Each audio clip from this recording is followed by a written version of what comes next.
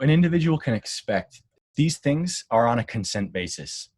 Excess flatulence, indigestion, fatigue after meals, lack of good sleep, even depression, consistent low energy.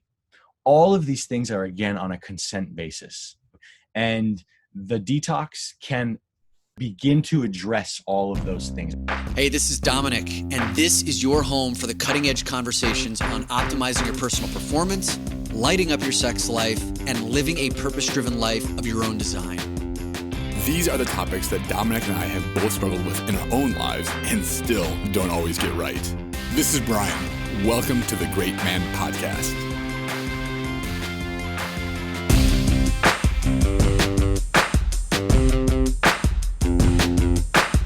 One of the things that I'm just in awe of is your personal story, right? And if anyone wants to go deep into Josh's personal story, we're going to hit part of it now, but there's a lot of it that's online that'll blow your fucking mind. And, you know, one of the things that I want to set as the context for this entire conversation, something that you wrote in your personal story that really stood out to me. You said with such conviction, we are not supposed to be sick, weak, tired, and fragile at the ages of 40, 50, and 60. Like, we need to stop giving consent to aging and disease. And, you know, I know, because I'm in my 40s now and I'm part of group text messages with lots of people who are in their 40s and 50s. And it's kind of like, yeah, well, you know, ibuprofen is a part of the standard diet at the age of 40 or 50. We get all these aches and we get all these pains. And I'm like, I've never felt healthier in my life. I've never had better energy in my life. I've been training differently. I used to feel a lot worse in my 30s and in my 20s than I do right now. So I love where you are coming from that perspective. And I want to share one more quote before I want to get into your story about why you believe that to be true and why you know that to be true. Dr. Dale Bredesen wrote the book, The End of Alzheimer's. And Dale Bredesen is probably like on the pioneering edge of helping to navigate and help not just slow the decline of cognitive decline and Alzheimer's, but in some cases has shown anecdotal evidence that you can improve a person's condition with cognitive decline. And he said that most of what we call aging is really just us sucking at living. Most of the things that we call aging is just really us sucking at living. And he said that on Dave Asprey's podcast. So Josh, why do you believe so firmly that we're not supposed to be sick, weak, tired, and fragile at these older ages? And why have we been told that story? Yeah.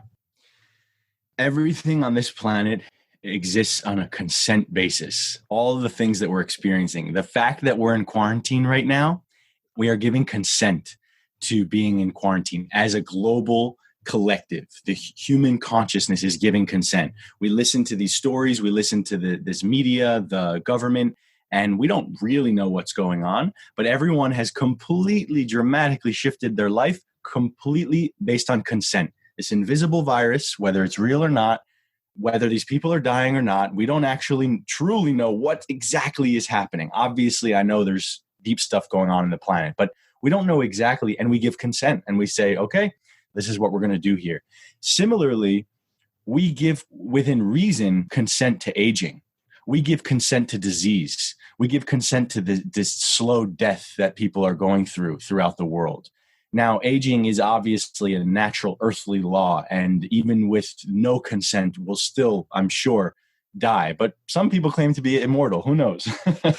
So this consent is what I learned through my journey as far as, wait a minute, there's this orb, there's this field, like a cloud in the air that I can essentially pull from and say, yeah, I agree. I'm just going to have cellular death every single day for the next 15 years, and then I'm going to get Alzheimer's, and then I'm going to die. And it's literally a consent, because every single day there are things that most of people in the world are doing that are actually causing cellular damage instead of living, like that doctor talks about, because we have no idea how to live properly. And I can get into all of like the logistics of what's gone awry as far as our food and our water and all of that. But maybe I should start with my story a little bit to give some credibility here. Absolutely, man. And I mean, you talk about like you were at the pinnacle of your physical fitness as a master Jiu Jitsu practitioner. So talk about that. And then like what happened, whatever, like I think it was a year or two after that. I wrestled for much of my life. And then starting 2009, I started competing in Jiu Jitsu. And for about 4.5, 5 years, I was traveling around the world competing in Brazilian Jiu Jitsu. And I won the World Championships in 2010 as a white belt. I won the Pan American Championships in 2012 as a blue belt. I won the Abu Dhabi trials as a purple belt. I was on track to being, in my opinion, a world-class black belt. I believe that if I stayed on that track, I could have been one of the best jiu-jitsu practitioners in the world at all levels, even the master level. But even the level of being a world-class purple belt is still like elite status, not to toot my own horn, right? Go ahead and toot. Yeah. So I was pretty freaking good at jiu-jitsu, all right? Yeah. And October 2013, I all of a sudden, in a 2-week period of time, I got very, very, very, very sick. And I actually kept competing in jiu-jitsu for about 6 months after that. But in 2013, I got very, very sick. My mind collapsed on me. I started experiencing severe panic attacks, anxiety, depression, despair, suicidal thoughts. And it all happened like this, like literally 1 to 2 weeks from I was this man, this fighter, this tough machismo guy. And then all of a sudden, 10 days later, I was just crying in my bed, praying for the pain to end. It was intense. And I went through a 4-year journey of trying to find the answers to what was happening to me. Now, to give you an idea of how severe this condition was, imagine if somebody had a gun to your head and the way you would feel if someone would have a gun to your head. Obviously, most of us don't know that feeling, but you could imagine it's like every single cell in your body is just like on haywire, and this fear, this panic, and this feeling of like your life flashing before your eyes. I lived in that space. Or another way to explain it is if you were about to miss a step. Okay. If you missed a step, your gut goes into your throat. Yeah. I lived in that space. I didn't sleep. I couldn't eat. It took time to get to that point, but that's eventually what my homeostasis became. That was your everyday, like every moment feeling. Every moment. And I slept for about 2 to 5 hours a night. Many, many, many nights I pulled all-nighters. For 4 years, I pulled all-nighters, not willingly, probably 3 times a week, 2 to 3 times a week. What were your days like? Were you even able to hold a job, or what was life like? So in the beginning, I was able to hold a job. So in the beginning, I had a couple of jobs when it all first started coming my way. And that's because my first path was to take antidepressants and bipolar medications and anxiety medications. So I was numbed out for those first few months. And I held a couple of jobs. One was working for my dad, which I had ultimate flexibility. And the other was I was a sales guy. And I actually used the phone calls to take me out of my head. And I was like the best guy in the room because I was just like, just don't let me think, you know? And I had many years of sales experience. I was actually a sales manager at a real estate acquisitions company. I was in commercial real estate while I was healthy and competing in jiu-jitsu. I also worked at Microsoft. So I had done a lot of cool things prior to this. So how was my days? For that first phase while I was working, you know, it was, I'd go to work, I'd have to take bathroom breaks often and just look in the mirror and say, it's okay. You're not going to die. You're okay. And then it got to a point where there was no job I could have ever held down because my days were full-time panic, just breathing through the day, each day, every day. Okay. So in the 3.5 years that came after this moment in that we're in the story right now, I traveled to the Amazon jungle 3 different times. Okay. The first time I only drank ayahuasca once and it blasted me, took me into a spiral of panic. I came home and I went straight into a mental hospital for 6 days because I couldn't possibly be with myself. And I thought I was going to kill myself. Okay. Wow. And I woke up in the mental hospital the first day in the hospital and I said, I'm going back to the Amazon jungle. I'm literally going back to the Amazon jungle. That medicine has something for me. I did about 20 to 25 mushroom ceremonies in the forest by myself in that next period of time while beginning to look fast, beginning to change my diet, beginning to start meditating and doing Vipassana meditations, 10-day silent meditations. And mushrooms were this like sort of entryway into ayahuasca because ayahuasca was so mind-blowing that I couldn't go back to that without some prep work. So mushrooms were your prep work for ayahuasca for the second time? Second time, correct. Okay. I would go in the forest by myself and make mushroom teas and drink it just like ayahuasca. You know, I would have a ceremony and I would drink it and I would actually vomit. You know, most people don't vomit on mushrooms, but I had just had so much gnarly energy inside of me. I was essentially, it felt very similar to ayahuasca. They're molecularly similar anyway. Yeah. So I prep myself to go to the Amazon a second time. And I do go to the Amazon a second time. And this time I have some tools in my arsenal as far as meditation, etc. And I spend about 5.5 months there. And then I spent a month in the mountains. So I was working with ayahuasca and drank ayahuasca 30 times. I was working with San Pedro, which is a cactus, mescaline. Hallucinogens were my path at this point in time. It was the only thing that I saw truth in. It was the only thing that I could take a break from my mind. You know, I read a lot of Eckhart Tolle, and he one day after 7 years just woke up enlightened, right? And I was like, how do I give myself that awakening experience? Because I'm in torment right now. You know, this is torment. Yeah. And so talking about doing 30 ayahuasca experiences and like 20, 25 mushroom, I mean, that's a lot of journeys, right? And so as you were doing that, what were you thinking you were going to accomplish, or what was happening that kept you coming back during that process? What were you seeking? So it's an interesting question because in truth, there wasn't much peace that I was finding. My experiences with hallucinogens were all agonizing. They were all so painful. Darkness, torment, anxiety, more of the same that I was dealing with. But the thing that these medicines did was that they connected me to the earth. So instead of just being lost in my mind, I would have these moments of, oh my God, I'm a creature of the earth. This is my spaceship. And whatever's going on here, like, okay, let me just take a break from it for a second, because look at the awe and wonder of the planet. And I'd have those moments for 10 minutes and then I'd go right back to my hell. But those moments allowed me to stay alive. They allowed me to stay alive because it was, up until that moment, it was like asking a fish, what's water? What do you mean that's just my mind? This is everything of my existence. This is my water all around me, this suffering. And then you have a moment where you jump out of the water and you're like, oh, I actually can take a break from this. These plants also connected me to the truth of diet. See, I never understood how what you put in is what you get out. I never understood how the words you speak can actually change your life. These things didn't occur to me. I would say whatever, do whatever, pick up these girls, gamble. I would do this. Nothing registered in my field.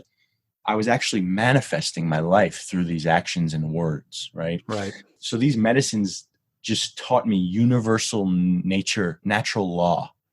And the natural law was so potent and powerful that it was a required learning for me. Right. But what I was looking for was to neurologically rewire this broken thing up here called the brain. Yeah. That's what I was looking for. And I had heard stories and I had read books about people miraculously healing after one ayahuasca ceremony. Let me tell you, it doesn't work like that. Most people. So that's why I was continuing going. And yeah. And I think that if I remember your story correctly, there was a period of time where it was like, enough's enough. I've done all of these journeys. I've done the Western medicine. I've done the Eastern medicine. And I'm going to try one more time. Right. I think it was Iboga, which is maybe a medicine that you could like describe for our listeners of what that is. And you were like, if this doesn't work, then maybe my time here is done. Yes.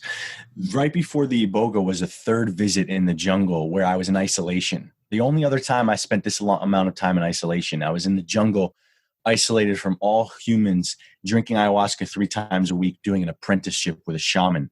I was on a remote island in the jungle in Cantamana, Peru, which is an hour away from this isolated town. Once you were at the village, I was a half-hour walk in that primary cut jungle by myself. And I was going to do that for 90 days by myself. Oof. I only lasted 30. And it was agonizing. Then about 7 months later, I said, okay, this is my last chance here on earth. I'm going to try Iboga, which is another hallucinogen that is used for heroin addicts and used for deep, deep spiritual ailments. And it's basically a 24-hour experience. You don't sleep. You're just blasted off into outer space for 24 hours. And I've actually never done it, so I can't speak on an educated way about it. But I was 2 days away from getting on that plane to go to Africa to take this substance. I didn't tell anyone, because if I took it and it didn't help me, I was going to kill myself in the jungle of Gabon by walking into the jungle without any water or food and no compass, and just getting lost in the jungle. And then I would just die. And that was essentially my plan. I had my flight, I had my visa, paid the shaman $4,000. Did you think you were going to fast your way to dying, or that you were going to be attacked by an animal or something? What was your plan? I wanted every loophole possible to not have the karma of suicide under my name. So I thought that if I did that, it would be considered fasting by the universe. Okay. Similarly, when I was in Miami, I would swim out and pray to get eaten by a shark, because I thought that would bypass the laws. You go to crazy places when you're in this level of suffering. I can only imagine, man. Yeah. So 2 days away from getting on that plane, I know for a fact that drug, medicine, substance would have killed me. It puts the strongest, toughest of men on their ass. And I was 30 pounds underweight, emaciated, tormented on a regular basis, couldn't digest any foods, suffering to a degree that, I don't know, maybe obviously a notch above a Holocaust, but pretty damn close to that. Okay. Like just suffering, just emaciated. Okay. There's a few photos of me. You can see how skinny I was in the jungle. And I actually lost about another 15 pounds from those photos, where I was already completely emaciated. Emaciated is not the right word. I was just like spread thin, like sucked out. Skin and bones. Yeah. Skin and bones. Like you could see I gave my everything, and I still lost 15 pounds after that. And I don't know exactly how much I lost, but I can tell you it was probably at least 15. I didn't have a scale in the jungle. So as I was preparing to go to Africa, I learned about mercury poisoning. Okay. And I read this woman's story named Connie Fox, who's a dear friend of mine till this day. And she talked about her journey with mercury poisoning. And I swear to you, I read those words and everything changed in my life. Everything changed. I broke down crying. I told my parents what was happening, that I was about to get on a plane in 36 hours and that I am out of money. I am out of everything. I'm out of willpower and I need your fucking help now, because I've done this for 4 years. You guys have never believed in me, never given me a penny. And now I finally found what's wrong with me. And they're like, what are you talking about, mercury? I'm like, you need to help me. I know what's wrong with me. Help me financially right now. I have nothing left, not $1 in my name. I maxed out every credit card, or you're going to lose your son. I don't know what else to tell you. Yeah. So what was their relationship with you over the previous 4 years? If they weren't supportive and they saw like you going through this torment, what did they think was happening? The entire time they were just pushing for antidepressants and psych drugs and therapy, and all the conventional things. And they were desperate to get me on a different path, because the path I was on was, even to the most spiritual beings would look at my path and be like, "Ooh, I don't know about that guy. I don't know if he can make it," Right. So them, being unconscious, living a normal life, to them, my path was like a nightmare movie. And no, they did not support this path. They never supported any of my journeys. I guess rightfully so, because they love me, and they were scared, right? And they could see that whatever was happening didn't seem to be working. So there was... Okay. Imagine your son just getting like more and more skinny and frail, gaunt, and like spiritually awake at the same time. It's like, what is he? What kind of cult is he in? Yeah, right. So now you figured out like this. You think it's mercury poisoning. Yeah. And like you went to them. Did they respond to that? My dad called that woman, because he didn't quite fully believe me. But he called that woman. He listened to what that woman had to say. He knew what his son was going through. And I got a couple of mercury tests, which showed extremely high levels of mercury. And then and only then did my dad just drop everything and say, whatever you need, son, anything you need. Anything you need. I spent the next 6 months detoxing from mercury on my dad's budget. Thank God. God bless you, Dad. I love you. And went from death to not the type of life I have now, but definitely life, breath, and love in 6 months.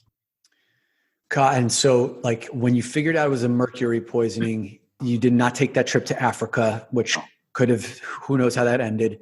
Mm-hmm. You ended up on the 6-month healing journey. And that has been like the entire trajectory changer of your life. Like everything changed. You get your health back. My question, Josh, is like mercury poisoning. We hear about that. Like we hear about mercury, and it's like all of the tests, all of the 4-year battle that you went through, and the I would say probably hundreds of thousands of dollars. Thousands. Is that right? Hundreds of thousands. $175,000 at that point in time. At this point in time, I've already spent $500,000 on my health. Wow. It's crazy. Right. And like, taking thousands of dollars of supplements a month, all of that pain, all of that agony, all of that misery, all of those trips to the Amazon jungle, and it's fucking mercury poisoning. Why did you have to go through all of that? Like, isn't there a way that we can find these things out more quickly? Like, are different paths available now for someone who's just like you going through this right now? Is it easier to find a solution than what you did? So it's a really deep and beautiful question. Here's the thing.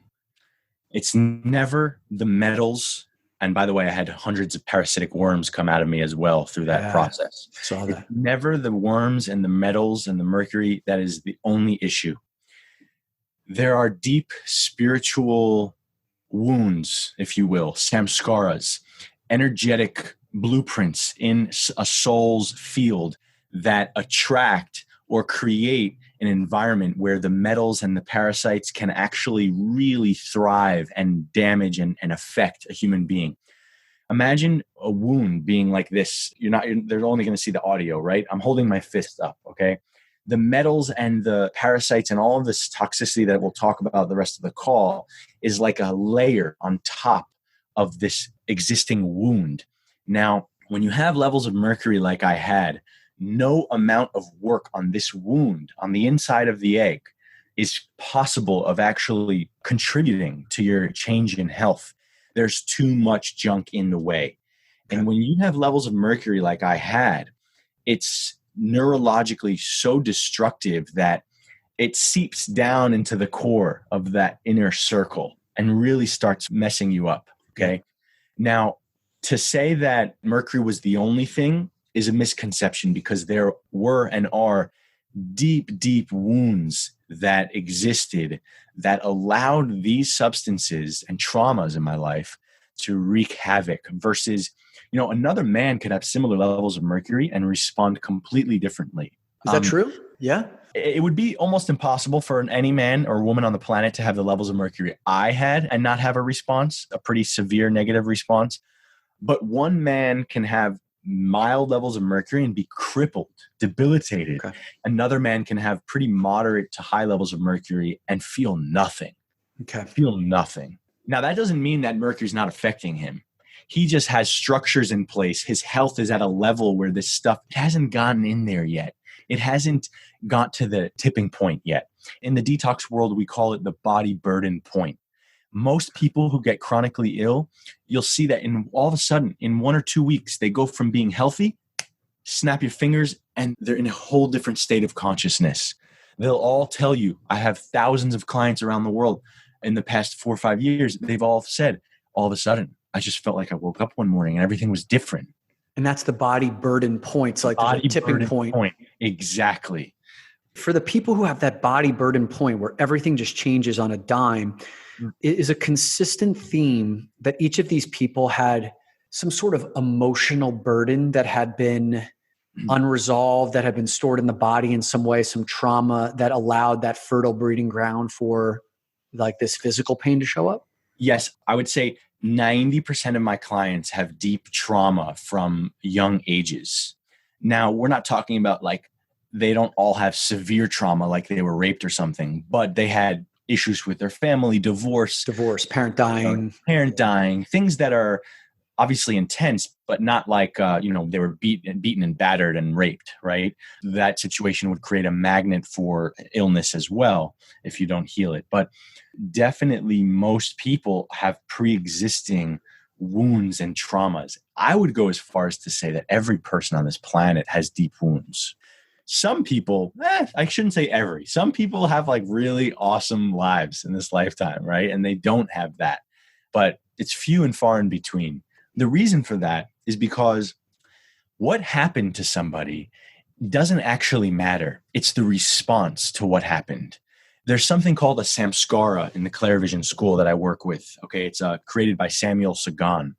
And he's a brilliant medical doctor who passed away, who meditated for 4 years straight, full time, after he was a medical doctor in hospice. And he discovered all these spiritual truths. And what he discovered was that you could put a dog on the back of a child's neck, like a little puppy, and all the adults are laughing and saying, ha ha ha, put the dog on this child's neck. And the child sees it, and his whole system, nervous system, energetically responds as if he's about to die, right? And that child now has a deep, deep samskara around dogs or whatever. And a parent would say, what do you mean deep wounds? You had the best childhood ever, right? Right. So we never really know how someone takes it, how they receive it, in which case I believe everybody has samskaras and wounds to work on. Sure. And of varying degrees. Yeah. I mean, maybe for some of the initiates to a conversation like this, John O'Connor, who is a men's coach. We've had him on the podcast a few times. He was a coach who worked with me for 3 years. And before he became a men's coach, he was a massage therapist, and he did about 15,000 hours worth of body work on people. So he's like really in touch with people's bodies. And one of the concepts he introduced me to was, and I don't know if there's ever any way of proving this, but he said, it's pretty well known in the chiropractic community and the medical community that about like 90% of people's back pain is due to some sort of like unresolved emotional stress. And, Dr. Joe Dispenza, who talks a lot about how emotions get stored in the body, et cetera. It's like, okay, these emotions, like you said, the nervous system experiences something, and we as humans aren't so great at moving through that.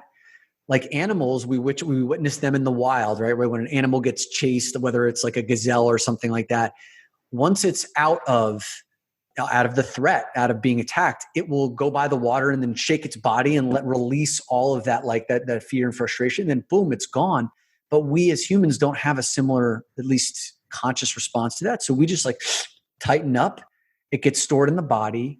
And then potentially that can become like fertile breeding ground for mercury or cancer. And I'm not a doctor. I don't know if these things are true or not, but it certainly seems like more and more medicines and healers are making these connections to say there's absolutely a connection between what the physical, the emotional, the spiritual, and inside of all of us. Absolutely. And I don't even know if you need to be a doctor to see that truth, right? And this is a whole other subject. We don't have to get into it, but it's a question I'd love to pose. Is just like this whole credential system, what does it mean that someone is an MD versus someone going through 4 years of suicidal depression and pain and finding the answers themselves? I'm not a doctor either, right? But I have a Harvard school training through life, and I'm like, really, that those going to school and reading those textbooks gives someone the ability to say, X converts to Y or whatever. And I can't. I just find that interesting, not that you're telling me I can't, but not at all. Interesting. Yeah. Theme. It's an interesting thing, right? Well, I think that goes back to your point about consent. Like, what are we giving consent to? Because I do think there's something to be said for someone who's committed 7 years of study and understanding the deep parts of our bodies, and they work together. Like, I don't know anything about that. But also, like, maybe some of those forms of study are antiquated. Maybe some of those forms of those studies don't properly respect Eastern medicine or spirituality. They don't properly respect someone who went through 4 years of hell and torture and lived experience that the medical degree will never be able to replicate. And I think that's why we're starting to see someone like you, maybe 20 years ago, wouldn't have had a platform like with social media and YouTube. I know you're big on YouTube, like to have that platform to speak. And I think we're waking up to the fact that it's not just the doctors, the medical degrees who have the answers. There are lots of people who have the answers. And I think even like a podcast platform like this is able to introduce new concepts to say, you know what, Josh, I can relate. Maybe not on that grand scheme that like the hell that you went through, but on some level, I know what it feels like to go from feeling a certain way, everything changing, not knowing, feeling helpless, dead ends, no one can help me. I know what that feels like. And then you are someone I feel is trustworthy to listen to because you survived it. My opinion, and this is not convenient to my business. This is not the reason I preach this message so that I can get more clients, but my opinion truly in my heart, even if it didn't contribute to my bottom line, is that everybody on the planet is dealing with metals. To what degree those metals are affecting them varies, but every person on the planet, their health, I can guarantee will improve with a heavy metal detox. I'm not saying all their problems will go away, but I can guarantee that the needle will be moved in ways that other cleanses and meditations and spirituality and healers and this and that and acupuncture cannot move. Got it. I believe that fact in the deepest depths of my heart and soul. Perfect. So let's talk about me then, because why not always make it about me? So like, you know, I'm a fairly healthy guy. I sleep pretty well. I make sleep a priority. My habits are a priority, the way that I eat a priority. But I also know that like digestion could be better. I feel like, I mean, I'm regular every morning within the first hour or so of waking up. I have a bowel movement. It's my one for the day. I'm good to go. But there's also like some discomfort around, let's say, gas after certain meals. And like, you know, if I'm not alone or if I'm in a confined space with someone, it's like for a period of time, like sometimes that can get uncomfortable. And it's kind of like, I feel like I've honed in on the foods that I could eat where I would know what's going to exacerbate the issue or not. And I still feel like there's improvement to be made. What are other symptoms that maybe like I could look for in my life that would make it maybe identify for you that there's some like metal detox that I could be going through? Okay. So the symptoms that come with severe poisoning are you're not in that category at all, right? Severe poisoning. Okay. Yeah, like moderate to severe poisoning, you're just not even close to that profile, right? These types of symptoms in this category that I'm talking about is like anxiety, panic, feeling like you're hot and cold sweats, digestion is really poor, constipation, problems with vision, tinnitus, vertigo. So you're not in that category. But Dominic, you know, what I believe is that we are entitled in this, and it's our birthright on this planet, to have incredible clarity and connection to God and the divine, incredible states of consciousness, of joy and bliss, and states of light and connection.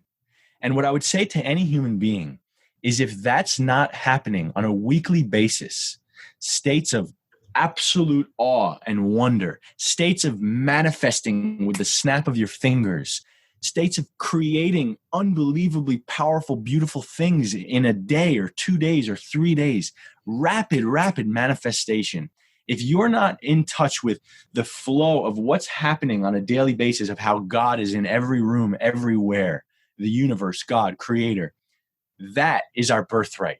Anything other than that requires a detox. Okay. and taking it more to the physical level, I would say that flow state, okay? Flow state. Now, this coronavirus thing really does change the game because both of us are pretty healthy dudes and we are experiencing pain during this time, of course, right? And I find it difficult to get into full flow, even though I feel totally in flow on this call. I find it's difficult to get into flow state with my work right now. But my point is that on a physical level, flow state, okay, sleep where you wake up feeling refreshed. You wake up feeling alive, okay? You wake up feeling excited. If you're not having an experience and being an avatar in this body where you're like, you realize that you're a soul that's actually temporarily in this body, if you're not having that experience every week, you need to do a freaking detox, okay? So what, yeah, okay. For someone, okay. So for someone who's like, that's next level shit, right? Okay. I understand what you're talking about, but let's talk about like to the person. You'd be surprised if I bet you your people get it too. I trust me, your people get it. Go ahead. Okay. And I just want to make sure for those who are maybe like, what does that mean? Like, it's like, I just want to feel like I can take a shit, you know what I mean? Regularly. Okay, let's bring it back down. I'll come to earth. Okay. Yeah. Like, so yeah, maybe for the person who's like, I'm tired of fucking gas. I'm tired of, I'm feeling the afternoon dip. I'm tired of always wanting to do like sugar and sweets at night when I know it's not helping me and it's fucking with my sleep. Yep. Right? So like, absolutely. What would a detox look like? And then what might be the shifts that we would experience as a result? Beautiful. So somebody in your state, the things that would be really important for you are to detox from halogens. Okay. Things like chlorine, bromides. There's some other halogens as well that are fluoride. Okay. These halogens affect our brain and affect our endocrine system pretty intensely. Iodine and kelp are very important substances for detoxing halogens. For you as well, doing colon cleansing will be very, very effective. Things like taking triphala every night. It's 3 fruits from India that is a gentle detoxifier. Magnesium oxide, doing coffee enemas can stimulate your glutathione and cleanse the liver. And also sulfur, glutathione, MSM, and glutathione, liposomal glutathione would definitely be some supplements that you would take. And I would love to write you a protocol with where you're at. And you do the protocol. If you get positive results, report back when you get positive results. Because it always happens. I'm telling you, it always gives somebody something. All right. I'll be more humble. If you get positive results, then humility is overrated, brother. Yeah, it really is. Yeah. You report back and let me know. So I'm happy to write that for you. But just for the sake of your audience as well, you got the MSM, you got liposomal glutathione, and you start drinking juice every single day. You juice your own vegetables and fruits every single day. That juice is an elixir of life, brother. It will feed your every cell. And I can go deeper into the detox, of course. And you change your water, all right? You got to change your water. Tap water is out of the question. Talk about what kind of water do you recommend? I encourage everybody to either get a distiller, your own distiller, which you can get at myaquanui.com. They are the best distiller company in the world. I have a deep connection with them. I am an affiliate with them, proud affiliate, made in the USA, no plastic, no chemicals. They do everything perfectly, and their customer service is bomb. I've talked to distiller companies all around the world. Most distillers are made in China, and you want to avoid them. myaquanui.com, myaqua, A-Q-U-A, and then N-U-I. N-U-I. Okay. Yeah. And what's the thing you want to get there? The countertop distiller. And you use the code Detox Dudes and you get 5% off. Cool. Yeah. What's so important about getting that water versus like Brita water filter? Okay. So there are many levels of water. And simple answer to that, distilled water is pure H2O. You boil, all of the contaminants in tap water are left in the residue in the boiling tank, and you're left with pure H2O, no contaminants, no other substances. When you filter tap water through a Brita is extremely ineffective for heavy metals, extremely ineffective, virtually useless for fluoride and chlorine and other substances. Brita is a very, very low level filter. If you want a high level filter, you get something like Big Berkey, okay? An AquaTrue or a Big Berkey are going to be high-level charcoal gravity filter or reverse osmosis as well. Yep, I've heard that. Yep. Okay. AquaTrue is reverse osmosis, but you can buy reverse osmosis water as well. Sweet. Yeah. Yeah, water is, I think, one of those areas that I've probably been, I've been slow to the game in addressing. Like I've still got my 2 Brita filters in the fridge. That's what I've got. And like I've upgraded all the food that I put in my body. I'm upgraded on supplements. I've upgraded sleep. But water, which is probably like one of the things that I consume the most of, is still one of the frontiers that I haven't mastered yet. So for someone who's looking at a My Aqua Nui, what kind of investment is that looking like? $500.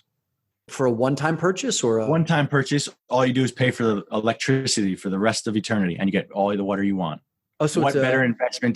They're probably sold out right now because of the state of affairs in the world, because it's the ultimate way to get clean water for life. Huh. Fascinating. Okay. So it's like it hooks up to your faucet. That's it. Well, you pour water into it from the tap. Oh, that's it? That's it. But then it takes 8 hours to distill. I could do that. I could do that overnight, man. Wake up in the morning. How much does it distill for you overnight? 1 gallon. One gallon every 8 hours. I could do that. Okay, that seems like a problem that could be solved right after we finish talking here today. Yep. Okay. So what an individual can expect, again, these things are on a consent basis.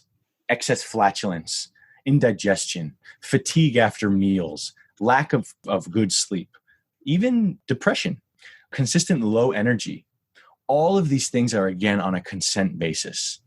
And the detox can begin to address all of those things. I can't say it's going to eviscerate it for everyone, take away all their problems, but the detox will begin to address the mitochondrial dysfunction, the cellular dysfunction of the body, and give us an ability to have increased energy, better sleep, better digestion, more clarity, more flow state, more energy. So those are more earthly subjects, right? Yeah, man. Yeah. I love going to the astral realms myself.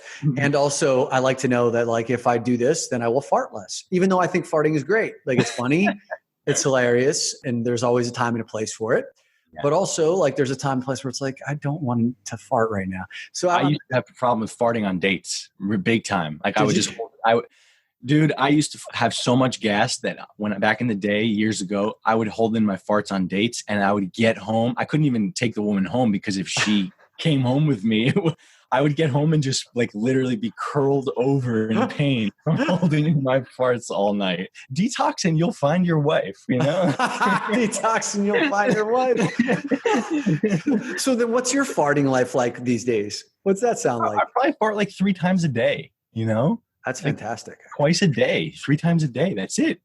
You know? And is it loud? Is it long? Is it smelly? What is it? Is it a non-event? It's a non-event. It's like I could fart in bed with a woman and she wouldn't even know, you know, most of the time. It doesn't have that like disgusting sour smell that I used to have 7 years ago. Yeah, that's actually like something I'm selling point. That's aspirational. You should put that on the front fucking page of your website. It should be on my sales page. I'm not joking, man. Oh my God. I'll make a YouTube video about it. Yeah. And then you could talk about the, just living like an avatar after we solve your farting problem. Yeah.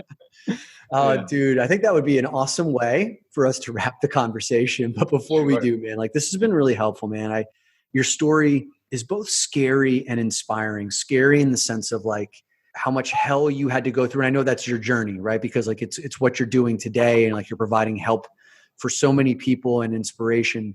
But it also scares me that other people could go down a path in many senses, maybe just from like a grounded sense that could have been avoided with like more proper guidance. And someone kind of said like, you could have looked this way. And that's what you're here to do. And it's inspiring to know that like, even when you were bumped up against the brink, you figured out a way at the right moment to pull yourself back and find the healing that you needed to so that you could come here and heal others. So if someone has been inspired by this and wants to do work with you, like who are the people that you are most fired up to work with now? Yeah, I would say I have 2 categories of people that I love working with. One is people who are going through deep stuff. They've spent a ton of money, a ton of time. They've invested. They've seen the doctors. They've tried the medications. They've done the fasts. They've done the juicing, the cleansing, the colonics, the enemas. They've spent $100,000 on all of this or whatever. They've dove deep. They're at their wit's end. I love working with people like that. Okay. The other category of people that I love working with are people like you. Okay. People who are executives, they're working, they're high functioning individuals who are looking to optimize. And once they do optimize, the reason I love working with them so much is because they always call me on all of my shit, which is like, Josh, like, okay, what about coming back to earth? What about like, make it tangible for me, make it practical for me, right? Because sometimes I'm not very practical.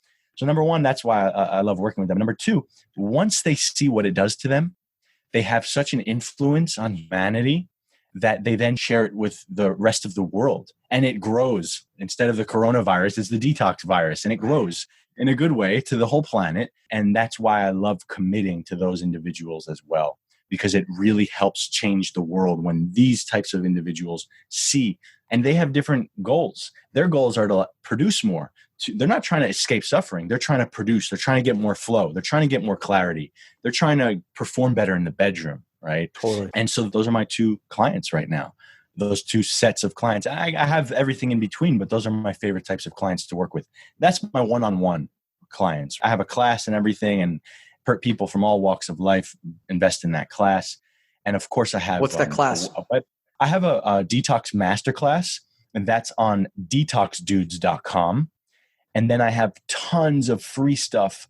I have free articles on thedetoxdudes.com. There's step 1, step 2, and step 3. If you want to test the waters, you don't want to invest any money, you don't trust me, you don't believe me, you don't want to spend anything, whatever, for whatever reason, you want to just, Josh, give me a free teaser, check out the free articles, and you can start doing some deep work from those articles. And then I have hundreds of videos on YouTube, of course, which is all free, and tons of amazing stuff on there. There's another thing that I'm doing really soon, which is I'm teaming up with a one-day detox. This guy who's a dear friend, Chinese medicine doctor, who created this enzyme cleanse. It's a one-day detox. So to give people a perfect digestible appetizer into this world, they can do a one-day detox and see how it changes things for them. And that is going live on my site in the next few weeks. So your site, the Detox Dudes. thedetoxdudes.com. So there's Detox Dudes, and then there's the Detox Dudes. Detox Dudes is just the domain that I purchased in order for my sales page for my course, and that's its only function. Thedetoxdudes.com is my hub and the place where you can get to everywhere. Got it, dude. I'm gonna link it. That way. And whenever you come out with your stop farting detox, I'm telling you, you're going to become a millionaire. and like, you're going to tell your stories like, I used to be the guy who was on dates that were going well, and I had to go home because I was crippled with farts. And now I fart 2 to 3 times a day. It's a non-event. You can too. Perfect. Perfect. There's a whole market out there. No, man, listen, I love what you're doing.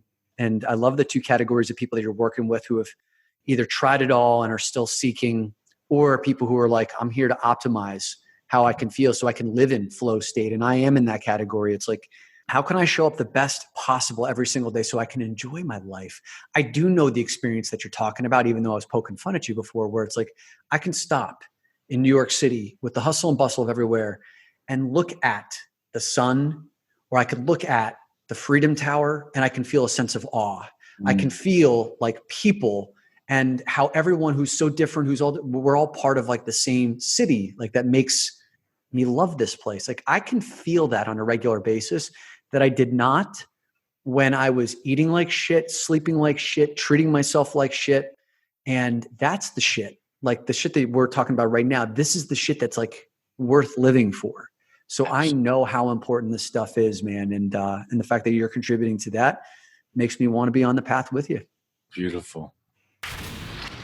But wait, there's more. This episode is not quite done yet. After I had a chance to listen to the interview that Josh and I just did, I realized that we were missing one really important element of the conversation for you, which is if you are now inspired to do a detox of some kind, but have no idea where to begin, that we needed an entry-level conversation around that, because I certainly know that I needed that. So Josh was kind enough to come back a month and a half after we had recorded this to spend another 15 minutes walking us through some very simple ways that we can start to detox in our lives in some of the most important places that we ignore. All right, Josh. So someone who's listened to this episode and is like, yeah, I'm down with doing a detox, but I have no clue where to begin. Where would you point them, man? All righty. So the most basic and effective techniques, modalities that I would recommend to somebody who's trying to get their feet wet with detox. The first thing is for people to change their water. You just got a distiller, because we missed this piece, a very important piece. And that would be my number one recommendation to all of your people. It would be to either, if you're in a city, get a water distiller, which actually distills and cleans the water and makes it very, very, very pure and tastes amazing. And I can talk for hours about distilled water. The long and short of it is that it's negatively charged and it grabs onto positively charged pollutants and it helps detoxify your body systemically. The best water distiller I found is from a company called Aquanui, My Aquanui, and I can share a link with you to give to them. Oh, I've already got that set up for you, okay, buddy. And Beautiful. your code. You could make your own code with them too if you want, but they're an amazing company. I know them well. And distilled water is going to clean the body. If you don't want to do distilled water, or if potentially you live near a spring water is even better. But you're in New York City, almost impossible to find a spring nearby. You go to findaspring.com and find a local spring where you can fill up unlimited spring water. You get 5-gallon glass carboys and fill up spring water from the earth. Nothing is pure and more beautiful and loaded with life force than spring water from the earth, from an aquifer, an underground lake. Amazing. Findaspring.com. I never heard of that. I'm going to link that too. So those would be my 2 water choices, or you could go to reverse osmosis would be a lower preference option, but anything but tap water, and Brita is not going to do the trick either. If you do want to filter tap water, you can get a big Berkey. So there's really 3 top options: distiller, big Berkey, or find a spring. Okay, got it. And just a real quick question for you on that, Josh. Like maybe this is not a quick question, but water is so important. Like it's your number one thing. Mm-hmm. Why is that so critical? Because you made a big deal of this the first time we talked about it too. Help me understand the gravity of water. Yeah. Our water becomes our blood. The water that we drink ends up turning into our blood. Our water is, 75% of this system is water. If we put filthy water in this system, nothing else can function the way that nature intended. So the way most people are drinking water is from the tap, and that's loaded with chlorine, bromide, other halogens, pharmaceutical drugs, and cascade of other problems as well, viruses. So, we're drinking this elixir that's supposed to fuel our every cell, and it's toxic, right? Yep. So it's very simple, and people get very quick results when they change their water. Awesome. Thank you. Yeah. The next piece of the puzzle would be to start juicing every day. Juicing is relatively easy. People complain about it, but the juicer that I recommend literally takes 45 seconds to clean, and it's life-changing practice. The juicer I recommend is an Omega J8006, and it's really affordable. It's like, I think $200 on Amazon. And then I like making juices with celery, cucumber, lemon, parsley, apple, and ginger. 16 to 32 ounces. My big complaint for the juicers is that it took them a decade to break down, right? Like you have all the pieces, you have to clean it all for 6 ounces of juice, but you're saying this takes 45 seconds? Takes a minute and a half maybe to clean. I got it down to a minute. Maybe other people will start at a few minutes, but the way it makes you feel, I drink one of these every single day, 32 ounces. I'm drinking it right now. It's direct minerals right into your bloodstream. It's like mainlining minerals, life force and nature, chi from the earth, right? So, and then the reason it's so effective is because this amount of vegetables that was in this juice would have taken me all day to eat had I eaten it, but we're condensing all of those minerals, taking the fiber out, and just left with the life force and the minerals. I love it, man. I've gotten away from juicing. So that's the Omega J8006. Got it. I'm going to link that too. Beautiful. Yep. And then some basic stuff, like starting point for like putting in essential nutrients into this body that most of the population is deficient in. Yeah. I would start with liposomal glutathione. Okay. I can send you a link to that. Liposomal glutathione. It's a master antioxidant. Most people are chronically deficient in it, and it will trigger the whole body to detoxify chemicals, metals, plastics, and anything that it doesn't need. Okay. Also, massive anti-inflammatory substance as well. Beautiful. So it's good for the brain. It's good for the cells, good for the body, good for the blood, amazing for the liver. That's awesome. You take it in little sachets, right? So there's tons of research and books on glutathione. A lot of doctors call this substance like the miracle solution to all chronic illnesses, right? So it's definitely a winner. People will notice changes within a few weeks. Awesome. Liposomal glutathione. Yeah. Which is different than L-glutathione. You'll find on Amazon L-glutathione. That's reduced glutathione. That's a powder. Glutathione powder will not do anything. It's broken down by the digestive acids. Nice. Another critical nutrient most people are deficient in is iodine. Okay. Iodine, you can buy straight iodine from Global Healing Center. It's called Detoxidine, or you can buy kelp. My favorite kelp is from my friend's company, Alaria Supreme. So Alaria, Supreme Nutrition is the name of their company. And they're amazing. Father and son doctors who are geniuses. So the dose would be 3 drops of iodine daily or 6 pills of kelp daily. And that's like a long-term protocol. Iodine is needed for many, many, many years. It supports the thyroid, detoxes the body of chemicals, chlorine, halogens, makes you feel amazing and clear. Cool. Right. Cool. So another supplement that it will give people fast results. Right. Great. And then one other piece here is just taking a triphala at night. Triphala is a gentle herbal laxative. And while people are drinking the juice, getting the new water in their system, they'll be taking this herbal laxative, very affordable. It's very safe for long-term use, which will clean the colon. And that's another important piece of the puzzle for fast results. Just getting that colon cleansed over the span of a few weeks is going to radically change someone's life who's stuffed and blocked up. Yeah. Is that kind of like, like a different way of doing a colonic? You're taking it in the mouth. It's basically, there's different ways of cleaning the colon. A colonic is like a fast, abrupt, like punctual sort of, we're going to clean as much as we can right now from the bottom up. However, you can only clean so much in 1 hour, right? Yep. Because the body's holding on to things. There's tightness in the gut. There's stress. There's anxiety. Triphala is a way where you can basically slowly and steadily release the baggage, release the junk each morning, right? And it just gets the bowels flowing more effectively. So your body's doing it on its own. I like that. Yeah. Cool. I haven't heard of triphala. I don't know why, but I like the idea of that, and see if it actually is really releasing something. What have you had like your clients experience, or maybe you've personally experienced?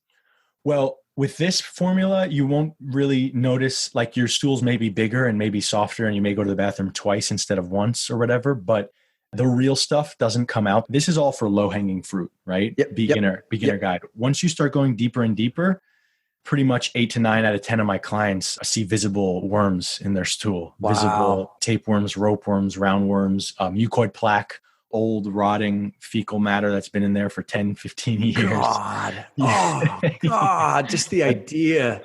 Yeah. That'll happen for some with this basic protocol. Some people will start seeing that stuff right away, but rarely, because again, it's a really basic protocol. Okay. And Detox has many levels. Yeah. Yeah. Yeah. And I understand, like, these things because it took us a lifetime to build up all this crap. It's like, it takes a while to literally and figuratively get rid of it.